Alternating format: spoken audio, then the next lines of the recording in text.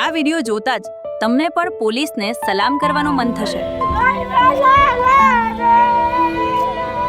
કારણ કે 1 વર્ષની પુત્રી ફરી મળતા માતાનું હૈયાફાટ રુદનના દ્રશ્યો જોઈને પોલીસે સાબિત કરી દીધું છે કે પોલીસ પ્રજાની સુરક્ષા માટે અડીખમ ઊભી છે.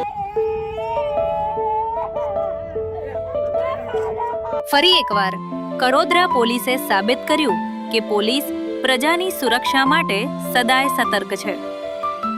તાતીથૈયા ગામમાંથી અપહરણ થયેલી 1 વર્ષીય માસૂમ બાળકીની ઘટનામાં સુરત ગ્રામ્ય પોલીસે ઝડપી કાર્યવાહી કરી બાળકીને સહી સલામત રીતે પરિવારને પરત સોંપી છે.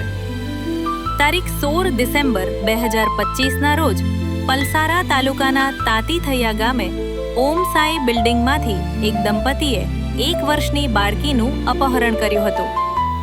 ઘટનાની જાણ થતાં કડોદરા પોલીસે તાત્કાલિક ગુનો નોંધી સીસીટીવી અને ટેકનિકલ તપાસના આધારે શોધખોળ શરૂ કરી. આરોપીઓ બિહાર તરફ ભાગ્યા હોવાની માહિતી મળતા પોલીસની ટીમોએ રેલવે બસ સ્ટેશન પર સર્ચ હાથ ધર્યું અને બિહારમાંથી આરોપીઓને ઝડપી લીધા. માસૂમ બાળકી કોઈ ઈજા વગર સહી સલામત રીતે પરિવારને પરત સોંપવામાં આવી.